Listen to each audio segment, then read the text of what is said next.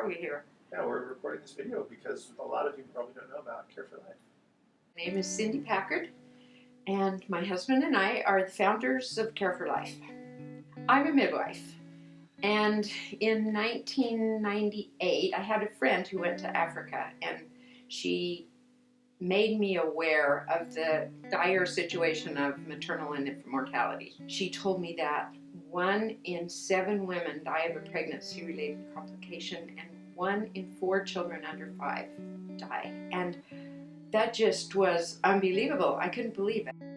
I read an article, and the article said in some parts of Africa, over 50% of the babies are dying, and that's because no one's interested in training midwives anymore. And when I read that, I just had a powerful something hit my heart. And I knew that I could not just keep on going with my life having had that experience. Yeah. They're dying from such simple things as a mother doesn't know to give a child with diarrhea more fluid, not less fluid.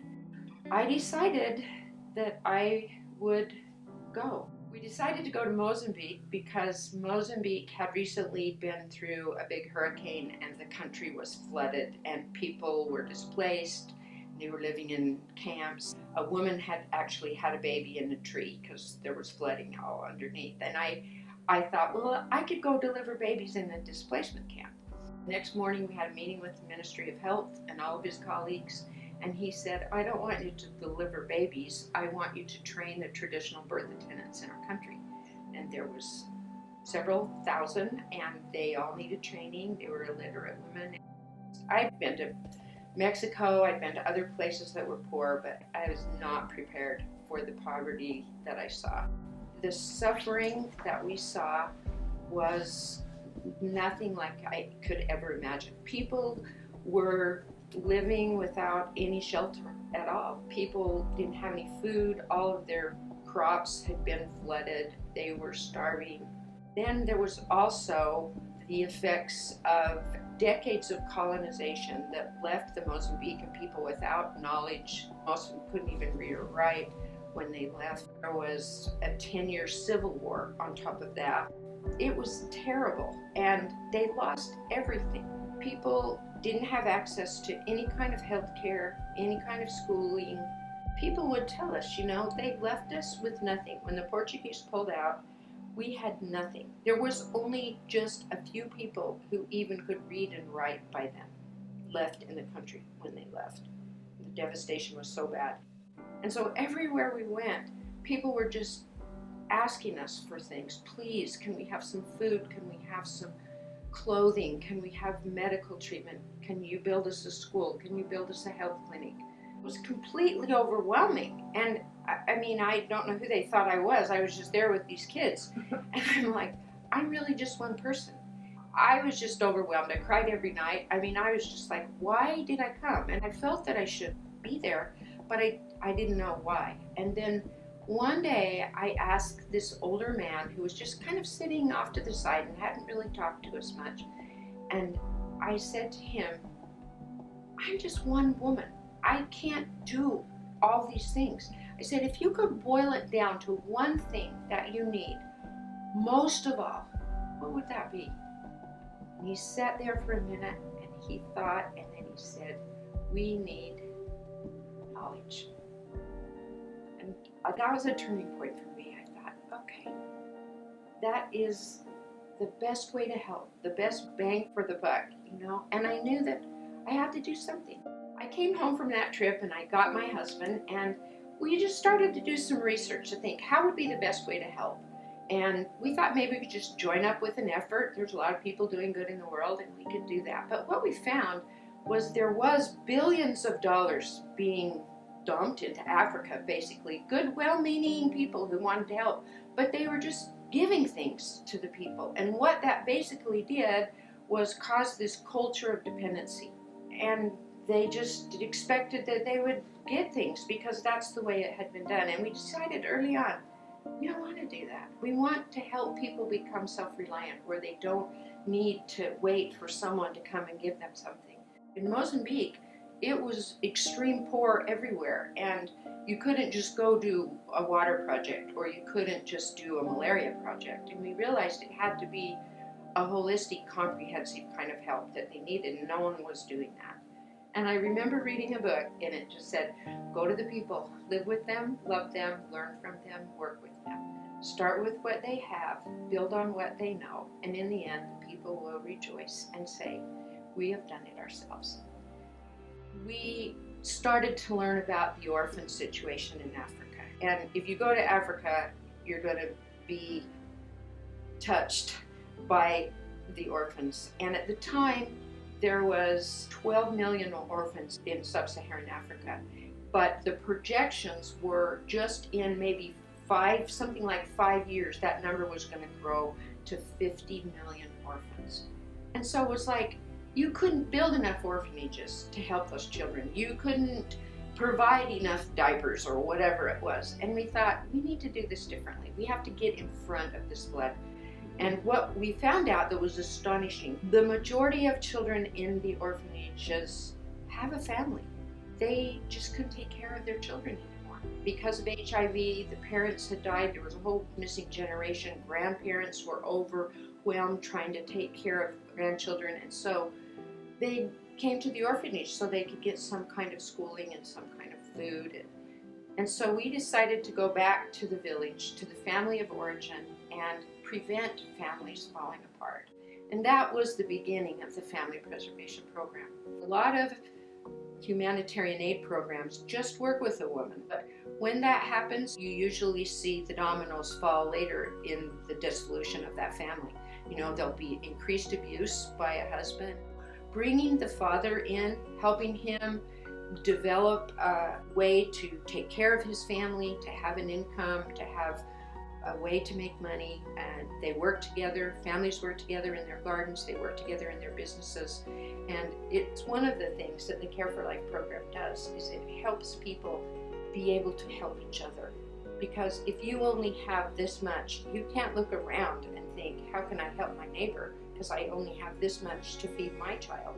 But once you get enough, then you can actually go, oh, there's some orphans living down the road, I can help them. Or there's a widow that has her grandchildren, I can help her. And that's one thing that is very different about Care for Life villages and non-Care for Life villages, is they don't have enough to really help each other. What the Family Preservation Program does is it helps them develop skills and learn the knowledge that they need to become self-reliant. So we choose 8 areas of focus, the most important things that they need to learn about nutrition and sanitation and housing and health and income generation. And we teach them over a period of 2.5 years that we're in the village how to become self-reliant. And they learn what causes disease and what they can do to prevent it. And they learn how to grow a garden and the importance of nutrition. And one of the difficult things about the program was when you work with the poorest of the poor, they don't have any resources at all. So you can teach them how to grow a garden, but they don't have any seeds. You can teach them about the importance of a latrine, but they don't have the ability to make one that won't flush away with the next rain. And so we came up with a system of goals and rewards. And the families set goals in those 8 areas, and they can earn a reward, a small reward like seeds, a hoe, and a watering can that enable them to utilize the knowledge that they've gained. When we started out initially, we were U.S. volunteers, okay?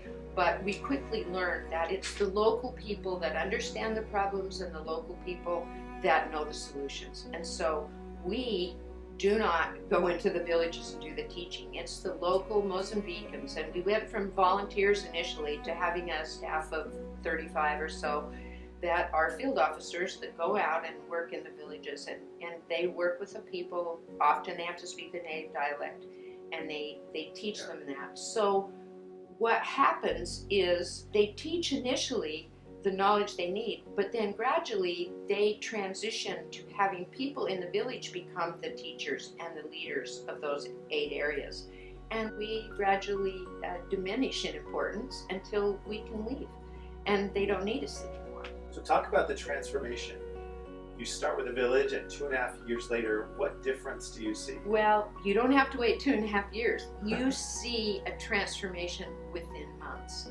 And just let me try to explain what it's like. Okay, we have villages that are waiting for our program. And so if you go into a village, you don't even see eyes because people are so discouraged and sad and sick, and you just see litter all over, you see standing water all over, you see people living in homes made out of whatever they can find, pieces of metal or whatever. You don't see anything growing. You see children hauling water. You see despair, but more than that, you feel despair. It's like there's no hope. And once we come into a village and we explain, you don't need the Grameen Bank to come in here. You don't need someone to build you a clinic and a school and all these things. You can help yourself.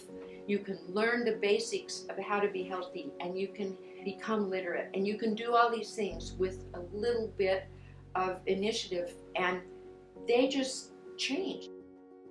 The real test then is, do they continue doing those things when we leave?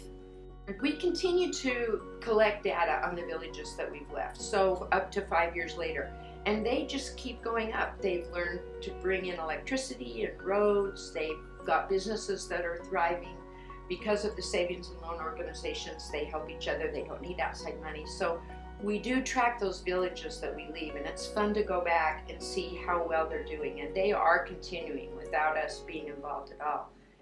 There are villages that are waiting and begging for us to come, and we're only limited by the resources we have. We have the staff to do it. We're just limited by the resources to open new villages, and every day that we don't, people are dying in those villages. The great thing about our program is we have an exit strategy. We are there for 2.5 years and we leave. And they're okay, and they go on. So it's not like funding something that year after year after year you have to keep doing. No, this is a program that works. It's been proven to save lives. There's great, great need in the world on both sides of the aisle. There's a need for those of us who have an abundance to give to those who don't have an abundance, and it will bless us.